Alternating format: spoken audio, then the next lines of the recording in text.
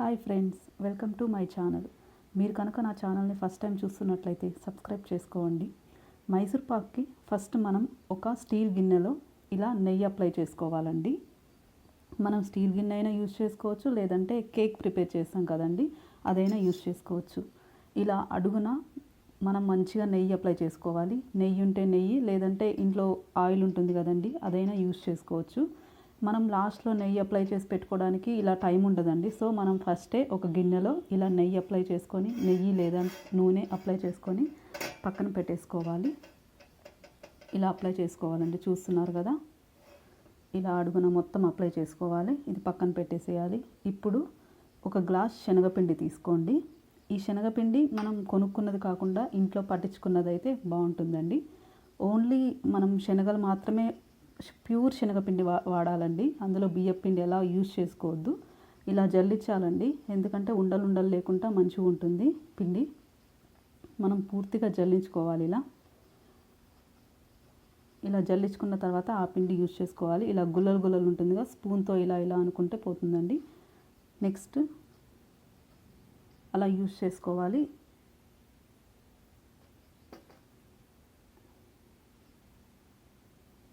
అలా జల్లించుకొని బాగా జల్లించుకోండి. జల్లించుకున్న తర్వాత లాస్ట్లో ఇలా పిండి మిగులుతుంది కదా, అది పడేసేయాలి పక్కన. నెక్స్ట్ ఇప్పుడు ఒక గ్లాస్ శనగపిండికి మనం 2 గ్లాసెస్ ఆయిల్ అయినా యూజ్ చేసుకోవచ్చు, లేదంటే ఒక గ్లాస్ ఆయిల్, ఒక గ్లాస్ నెయ్యి అయినా యూజ్ చేసుకోవచ్చు అండి. ఇలా యూజ్ చేసుకోవాలి. సన్ఫ్లవర్ ఆయిల్ యూజ్ చేసుకోవాలండి, ఎందుకంటే స్మెల్ లేకుండా ఉంటుంది. అండ్ నెక్స్ట్ ఇప్పుడు ఇలా మనం ఒక గ్లాస్ శనగపిండి తీసుకున్నాం కదండి, అది అందులో మనం పక్కకు తీసి పెట్టుకున్న ఆయిల్ని ఒక 2 చెంచాలు వేసుకొని బాగా కలిపేసుకోవాలండి. ఎందుకంటే మనము షుగర్లో, చక్కెర పాకంలో వేసేటప్పుడు ఇది ఉండలు కట్టకుండా వస్తుంది. ఇలా ఫస్టే మంచిగా ఆయిల్ వేసుకొని గుల్లలు లేకుండా మంచిగా మెత్తగా కలిపేసుకోవాలండి. చూస్తున్నారు కదా, ఇలా రావాలి. ఇది కలిపేసుకొని పక్కన పెట్టేసుకోండి. ఇలా మెత్తగా కలిపేసుకొని పక్కన పెట్టేసుకోండి. ఇప్పుడు ఒక మందపాటి గిన్నెను తీసుకోండి. మనము మైసూర్ పాక్కి మందపాటి గిన్నెను యూజ్ చేయాలి, అడుగంటకుండా ఉంటుంది. మనము ఒక గ్లాస్ శనగపిండికి 2 గ్లాసుల చక్కెర వేయాలండి. చూస్తున్నారు కదా, 2 గ్లాసుల చక్కెర వేయాలి. నెక్స్ట్ ఒక 1/2 గ్లాస్ వాటర్ పోసుకోవాలండి. మంటని లో ఫ్లేమ్లో అడ్జస్ట్ చేసుకోవాలండి. లో ఫ్లేమ్లో అడ్జస్ట్ చేసుకొని మనం గరిటె తీసుకొని తిప్పుతూనే ఉండాలి, ఎందుకంటే అది అడుగంటిపోతుందండి. సో మనము కంప్లీట్గా గరిటె తీసుకొని తిప్పుతూనే ఉండాలి. అలా చూస్తున్నారు కదా, ఇలా తిప్పుతూ ఉండాలండి. మనకి మెయిన్గా అడుగంటకూడదండి. సో అందుకని మనం ఇలా తిప్పుతూ ఉండాలి. ఇలా చక్కెర కరిగేంత వరకు తిప్పుతూనే ఉండాలండి. మంటని లో ఫ్లేమ్లో మాత్రమే పెట్టుకోవాలండి. ఇలా కలుపుకొని తీగపాకం రావాలండి. తీగపాకం వచ్చేంత వరకు కలుపుతూనే ఉండాలి.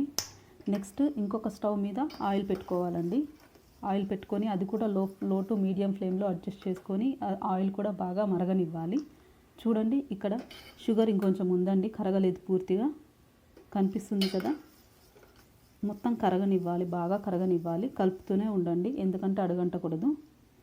మనకిలా తీగపాకం రావాలండి. చూస్తున్నారు కదా, తీగపాకం.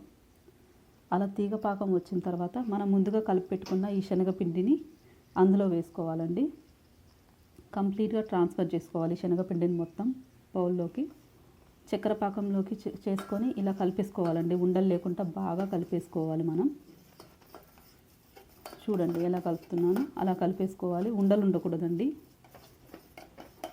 బాగా కలిపేసుకోండి, అడుగంటకుండా, ఉండలు లేకుండా బాగా కలిపేసుకోండి. మంటని లో ఫ్లేమ్లో మాత్రమే పెట్టుకోండి. చూడండి నేను ఎలా కలుపుతున్నానో చూడండి, అలా కలుపుకోండి. గుల్లలు లేకుండా ఉండాలండి, బాగా మెత్తగా ఉండాలి. కొంచెం బుడగలు ఇలా చూపిస్తున్నాను కదండి, ఇలా బుడగలు వచ్చేంత వరకు కలుపుతూనే ఉండండి. ఉండలు లేదు, చూసారు కదండి, అలా కలిపేసుకోవాలి. మనకు అలా బుడగలు వచ్చేంత వరకు కలుపుతూనే ఉండాలండి. మంటని లో ఫ్లేమ్లో పెట్టి కలుపుతూనే ఉండాలి. మంచిగా ఇలా లోపల ఉన్న గుల్లలన్నీ సాఫ్ట్గా అయ్యేలా కలపాలండి. చూడండి గుల్లలు లేవండి. తర్వాత ఏం చేసుకోవాలంటే ఇప్పుడు మనం ఆయిల్ హీట్ చేస్తున్నాం కదండి ఇంకొక స్టవ్ మీద. ఆ ఆయిల్ని ఒక గరిటె ఇలా పెట్టుకోవాలండి. ఇందులో పోసుకొని వెంటనే మళ్ళీ కలుపుతూనే ఉండాలండి. ఆయిల్ అంతా అందులో అబ్జర్వ్ అయిపోతుందండి. చూడండి పైకి ఆయిల్ ఏం లేదు, మళ్ళీ మనకి ఇంతకుముందు ఎలా ఉందో అలాగే వచ్చింది చూడండి. మనం తీసుకున్న క్వాంటిటీకి ఆయిల్ కరెక్ట్గా సరిపోతుందండి. 1 గ్లాస్ శనగపిండి తీసుకుంటే 2 గ్లాసుల షుగర్, 2 గ్లాసుల ఆయిల్ మనం కరెక్ట్గా సరిపోతుందండి మెజర్మెంట్స్. దాని గురించి మీరేం టెన్షన్ పడాల్సిన పని లేదు. ఇలా మనం కలిపేసుకొని లోపలికి వెళ్ళిపోయిన తర్వాత మళ్ళీ ఇంకొక గరిట ఆయిల్ పోసుకోవాలండి. ఇలా పోసుకుంటూనే ఉండాలి, మనం కలుపుతూనే ఉండాలండి. చూడండి ఎలా పొంగుతుందో చూడండి మైసూర్పాకు. ఇలా కలుపుతూనే ఉండాలండి. ఆయిల్ లోపలికి వెళ్ళిపోయింది చూడండి. ఆయిల్ అంతా పీల్ చేసుకుంటుందండి. ఇలా లాస్ట్లో మనకి ఆయిల్ వదిలేస్తుందండి, ఎందుకంటే అది ఎక్కువైపోయిన తర్వాత ఆయిల్ వదిలేస్తుంది. అప్పుడు మనకి మైసూర్పాకు తయారైపోయింది అని మనకి అదొక హింట్ అండి. చూడండి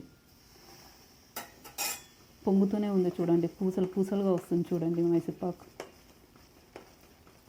ఇలా కలుపుతూనే ఉండాలండి. అడుగంటనివ్వకూడదండి. లో ఫ్లేమ్ ఇదే మనకి మెయిన్ అండి. లో ఫ్లేమ్లో ఉంచుకోవాలి మంటను ఎప్పుడైనా సరే. ఇంకా అయిపోయిందండి. లాస్ట్లో మైసూర్పాకు తయారైందండి. చూడండి ఆయిల్ వదిలేస్తుంది చూడండి. ఇంకా లాస్ట్లో కొంచెం ఆయిల్ మిగిలింది చూడండి. ఇది అందులో వేసేసి మనము కొంచెం కలుపుకొని వెంటనే మనం ఫస్ట్ ఈ బౌల్లోకి ట్రాన్స్ఫర్ చేసుకోవాలండి. మనం గీ రాసాం కదండి, నెయ్యి రాసాం కదా, ఆ బౌల్లోకి ట్రాన్స్ఫర్ చేసుకోవాలి. చూడండి ఇప్పుడు ఏం చేయాలంటే ఫస్ట్లోనే ఇప్పుడు ఈ బౌల్లోకి ట్రాన్స్ఫర్ చేసాం కదా, మనము ఇలా ఒక చాక్ తీసుకొని ఇలా వేసేసుకోవాలండి.